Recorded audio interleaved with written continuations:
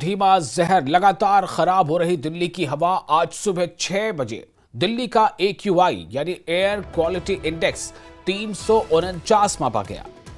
दिल्ली के सभी स्टेशन में AQI यानी एयर क्वालिटी इंडेक्स 300 से ऊपर है। आनंद विहार की स्थिति ज्यादा खराब है, AQI 403 तक पहुंच चुकी है।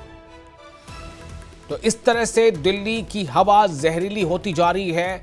वही हवा जिसमें आप घूमते फिरते हैं, जिसमें आप सांस लेते हैं, जिसमें आप अच्छे सेहत के लिए आप मॉर्निंग वॉक भी करते हैं। लेकिन सुबह अब तो ये कहा जा रहा है कि सूरज निकलने से पहले आप घरों में ही रहें, घरों से बाहर ना जाएं।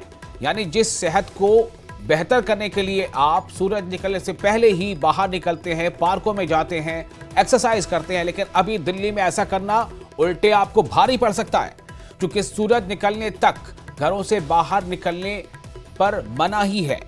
ये मशवरा है कि आप घरों से बाहर ना निकलें।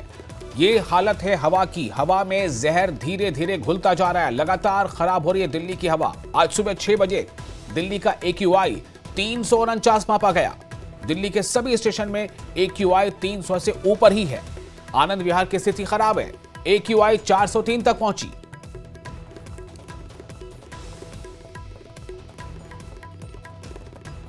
दिल्ली NCR में लगातार प्रदूषण जो है वो बढ़ रहा है और इसकी वजह से सरकार ने अब ग्रैब 2 को लागू कर दिया है। लगातार हम देख रहे हैं कि किस तरह से दिल्ली NCR में सुबह के वक्त में खास तौर से सड़कों के ऊपर आपको आसमान में सफ़ेद चादर जो है वो नजर आएगी। और ये पूरी जो सफ़ेद चादर है ये कोई धुंध नहीं है, बल्कि इस मौसम में स्मोक जो एक तरह से बढ़ जाती है, जो प्रदूषण बढ़ जाता है वो है। और दिन में भी लोग जो है गाड़ियों की हेडलाइट ऑन करके चलते हैं। कई सारे रिस्ट्रिक्शंस हालांकि सरकार की तरफ से लगाए गए हैं। ग्रैब 2 में खास तौर से ये कहा गया है कि कोई भी खुले में कूड़ा नहीं जलाएगा। इसके साथ साथ कोई भी जो जनसेट है उनको नहीं चलाएगा। इसके अलावा अगर हम बात करें तो जो खुले में कूड़े जलाने के साथ साथ जो बिल्डिंग का बनाने का जो काम है उसके ऊपर भी बैन किया गया है। इसके साथ साथ लोगों को भी सलाह दी जाती है, खासतौर से छोटे बच्चों को और जो बुजुर्ग लोग हैं खासतौर से जिनको सांस की बीमारी है उन्हें भी ये सलाह दी जाती है डॉक्टर्स की तरफ से कि वो जल्दी घर से बाहर ना निकलें, क्योंकि स्मोक जो है सबसे ज़्यादा जो प्रदूषण है इन्हीं लोगों को एक तरह से प्रभावित करता है। तो जाहिर सी बात है कि सरकारें हालांकि जरूर इस मामले पर एक दूसरे के ऊपर दोष दे रही हैं, चाहे वो पंजाब की सरकार हो चाहे हरियाणा की सरकार हो।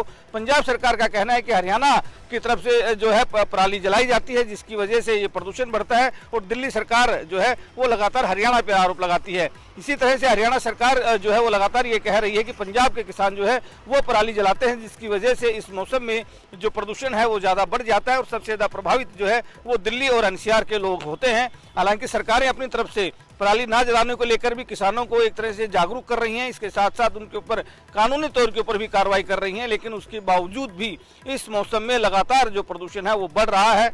सरकार ने हालांकि इस मौसम में ये भी कहा है खासतौर से ज़्यादा से ज़्यादा पब्लिक ट्रांसपोर्ट का लोग इस्तेमाल करें, अपनी गाड़ियां कम निकालें। इसके साथ साथ जो 10 साल पुराने जो डीजल वाहन है उनको सड़कों पर ना उतारें, 15 साल पुराने जो पेट्रोल वाहन है उनको सड़कों पर ना उतारें। और एक तरह से जो उद्योग इंडस्ट्री है उसको भी काफ़ी एक तरह से रिस्ट्रिक्शंस उनके ऊपर भी लगाई गई हैं कि जनसेट का इस्तेमाल वो ना करें, क्योंकि अगर ऐसा करते हैं तो जाहिर सी बात है कि प्रदूषण और ज़्यादा बढ़ जाएगा, इससे और ज़्यादा नुकसान हो सकता है। हालांकि अभी ये शुरुआत है और शुरुआत में ही अभी तक ग्रैब 2 लग गया है और आने वाले समय में माना जा रहा है कि प्रदूषण की जो मात्रा है वो और ज़्यादा बढ़ जाएगी। धर्मेश शर्मा, न्यूज़ 18, गुरुग्राम।